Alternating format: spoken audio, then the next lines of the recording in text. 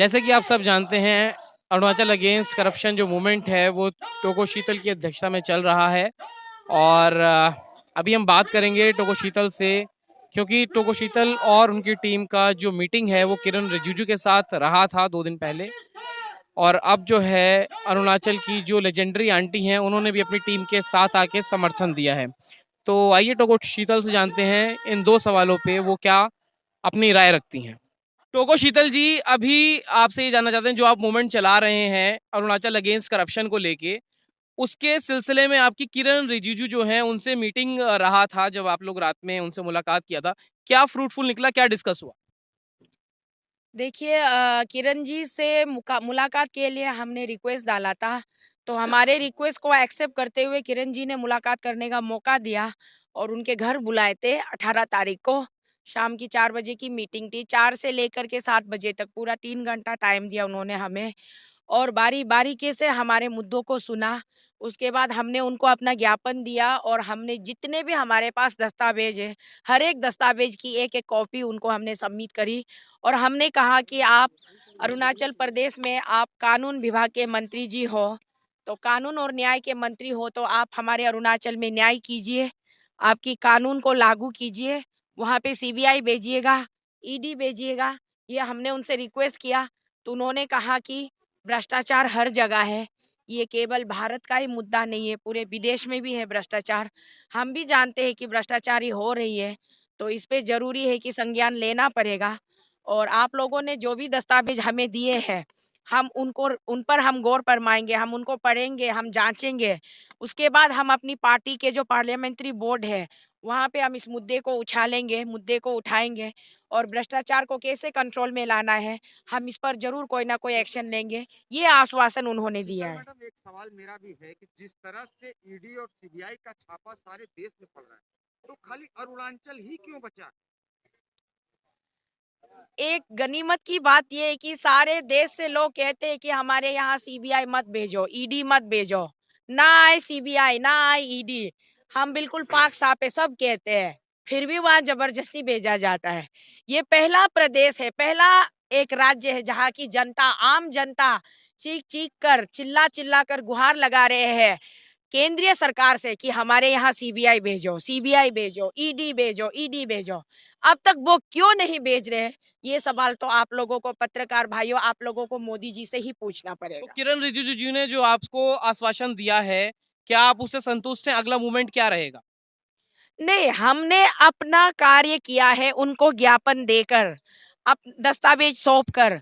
उसके बाद हम जो है हमारा उद्देश्य किरण रिजिजू जी नहीं थे, हमारा लक्ष्य प्रधानमंत्री जी है। हम प्रधानमंत्री जी को अपना ज्ञापन सौंपना चाहते हैं, राष्ट्रपति जी को हम अपना ज्ञापन सौंपना चाहते हैं। तो जब तक प्रधानमंत्री जी या फिर राष्ट्रपति जी कोई भी एक डायरेक्शन नहीं देता है, हम तब तक डटे रहेंगे और हम लड़े रहेंगे। क्या मैम, उम्मीद है उम्मीद है अभी कि आपने कहा कि अन्य राज्यों में बिना बुलाए सीबीआई ईडी भेज दे रहे हैं और अरुणाचल में नहीं भेज रहे। क्या वजह है? कहीं पर्दे के पीछे हाथ तो नहीं मिला रखा है? मैं इसी बात पे जोर देकर नरेंद्र मोदी जी से मैं रिक्वेस्ट कर रही हूँ। मोदी जी, पूरा भारत देश आपको मानता है, पूरे भारत देश की ज़िम्मेदारी आपके कंधे पर है। एक हमारा अरुणाचल प्रदेश के भ्रष्टाचारी के वजह से कहीं लोग आपको गलत ना समझ लें, तो इसीलिए आप जितनी जल्दी हो सके इसको सीरियसली आप इस मुद्दे को आप गौर फरमाइए और सीबीआई और ईडी को आप अरुणाचल भेज दीजिए। अरुणाचल प्रदेश की एक लेजेंडरी आंटी हैं जिन्होंने अपने साथियों के साथ आपको समर्थन दिया है इस मूवमेंट में, क्या कहेंगे उनके लिए? उनकी नौकरी चली गई उनके बुलाने के मुताबिक। हाँ, वो पहली बार जब असम प्रदेश में हम पदयात्रा कर रहे थे, वो 4-5 दिन चलने के बाद हमें आशीर्वाद देने आई थी वो और अच्छी-अच्छी बातें बोलकर वो गई। जैसे ही उनकी बातचीत मीडिया में आ गई, तो अरुणाचल सरकार ने उनको नौकरी से हटा दिया। उनको अपनी नौकरी से हाथ धोनी पड़ी। फिर भी उस महिला को मैं उसकी जज़्बा को मैं सलाम करती हूँ कि वो इतनी काबिलियत रखती है, इतनी ताकत रखती है कि नौकरी जाए तो जाए। उन्होंने ये भी कहा, ऐसे 100 नौकरियां कुर्बान, ऐसे सैकड़ों नौकरियां कुर्बान अरुणाचल अगेंस्ट करप्शन टीम के लिए, जो कि हमारे बच्चों के भविष्य के लिए, हमारे राज्य के भविष्य के लिए अपनी जिंदगी की सैक्रिफाइस करके वो लोग पैदल यात्रा कर रहे हैं। तो मेरे एक छोटी सी नौकरी की कोई अहमियत नहीं है। जाए तो जाए नौकरी, मैं अपना समर्थन देती रहूंगी, देता आया हूँ, देती रहूंगी, आगे भी देती रहूंगी जब तक ये लोग कामयाब नहीं होते। मैम, तो कितने ऐसे लोग हैं जिनकी सरकारी नौकरियां थी, उन्होंने आपको सपोर्ट किया तो उनकी सरकारी नौकरी चली गई? नहीं, अभी तक लेजेंडरी आंटी जी की गई है, बाकी बाकी कितने लोगों की गई है उसकी मुझे गिनती अभी नहीं पता। जैसे रिपोर्ट आएंगे, कुछ पता चलेगा तो मैं आप लोगों को बता मैम, सकती हूँ। अभी भी लेकिन मैं चाहूंगी नहीं कि किसी की नौकरी जाए, ये मैं हरगिज नहीं चाहूंगी कि किसी की नौकरी जाए। मैम, अभी भी आप लोग भारतीय जनता पार्टी के खिलाफ कुछ भी बोलने में कतरा रहे हैं। आप लोग इतना संघर्ष कर रहे हैं, वहां से पैदल चल के रहे हैं 2000 किलोमीटर, फिर भी जो है आप सरकार के खिलाफ अभी बोलने से बच रहे हैं, ऐसा क्यों? हम सरकार के खिलाफ नहीं है, एक बात मैं आपको साफ कर दूं, हम किसी पार्टी के भी खिलाफ नहीं है और किसी पार्टी के भी समर्थन में नहीं है। हम राजनीति से दूर है, हमें राजनीति के राजनीतिक गलियारों में नहीं घुसना है। हम केवल और केवल मांग कर रहे हैं कि अरुणाचल में भ्रष्टाचार हो रहा है और इस भ्रष्टाचारी के वजह से अरुणाचल के आम जनता परेशान है। तो जनता के परेशानियों को मिटाने का एकमात्र तरीका है कि आप इसको अभी नियंत्रित कीजिए, आप इसको नियंत्रित कीजिए, आप इसको सुधारिए। इसके लिए अभी भारत देश की जिम्मेदारी जिसके कंधे पर है, हम नाम तो उसी का लेंगे ना। प्रधानमंत्री जी नरेंद्र दामोदर मोदी जी हमारे देश के प्रधानमंत्री जी है, तो हम उन्हीं से कहेंगे।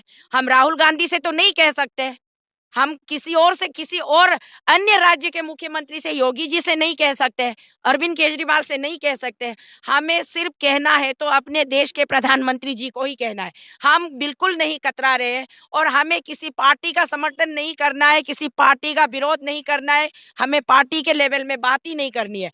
सीधा सा बात है प्रशासन से, देश की प्रशासन से, कि आपके देश की जनता बेचैन है, आपकी देश की जनता पीड़ित है, आप बचाइए अपनी देश की जनता को, यही हमारा मुद्दा है। मैम, आपकी मुहिम जनता की मुहिम है, लेकिन कहीं ना कहीं राजनीतिक संरक्षण मिल रहा है, तभी तो इतने लंबे समय से जो है कोई कार्रवाई नहीं हो रही है।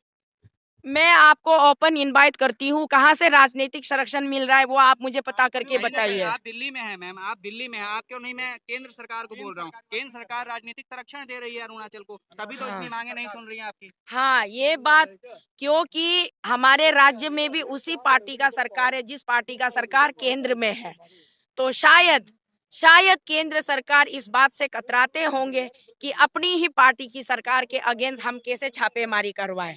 और हम यही कह रहे हैं कि आप पड़ोसी के राज्य में दूसरे पार्टियों के सरकार पर अगर आप उंगली उठाकर बोल सकते हो, तो सबसे पहले अपनी पार्टी को क्लीन कीजिए, अपनी सरकार को क्लीन कीजिए। यही तो हम उनसे विनती कर रहे हैं। पेमा खांडू जो हैं और उनके जो समर्थक हैं, उनकी तरफ से इल्जाम लग रहा है कि कुछ दूसरे तत्व जो हैं, जो जैसे चीन है, उनको फंड मिल रहा है, इस वजह से हमारे सरकार के खिलाफ ऐसा कदम उठा रही हैं, इल्जाम लगा रही हैं। तो हमने क्या कहा पेमा खांडू जी से?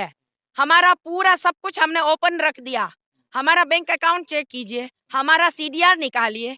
आपके पास में जब पेगासस जैसे चीजों से लोगों का बहुत ज्यादा स्पाई हो सकता है, तो हम तो बहुत मामूली इंसान है, हमारी स्पाई करवाइए ना आप, पता चलेगा कहाँ से फंडिंग आ रही है।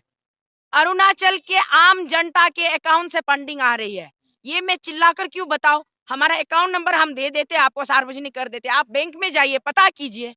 अभी कब तक और चलने वाला है मैम? आप लोग इतने दिन से बैठे हैं, जब तक सीबीआई या ईडी नहीं बेचते राज्य में, तब तक। और अगर फिर भी कोई कार्रवाई नहीं होती है, क्यों नहीं होगी कार्रवाई? सवाल ये है ना। क्योंकि कहीं ना कहीं साठ गांठ के आरोप भी लग रहे हैं भाजपा में और अरुणाचल प्रदेश की सरकार में। आरोपों को झूठा साबित करना उनका कर्तव्य है। आरोप लगा रहे लोग, इन आरोप को खारिज करना उनका कर्तव्य है। और क्यों नहीं कार्रवाई करेंगे? क्या हम भारत के जनता नहीं है? अगर हम भारत की जनता है, अगर हम टैक्स पेयर हैं, तो हमारी बातों का भी कोई मूल तो होना चाहिए ना। तो यही तो हम यहाँ मांगे कर रहे हैं। बहुत बहुत शुक्रिया। बहुत बहुत शुक्रिया। Thank you, thank you.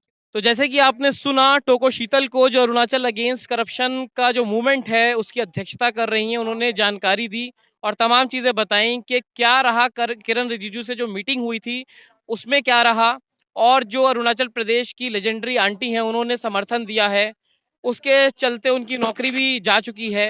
तो कैसे ये मूवमेंट आगे मूव ऑन होगा, तमाम जानकारी जो है टोको शीतल ने साझा की है। अपनी राय कमेंट द्वारा हमसे साझा करें। अगली अपडेट के साथ आपके सामने फिर प्रस्तुत होंगे। नमस्कार।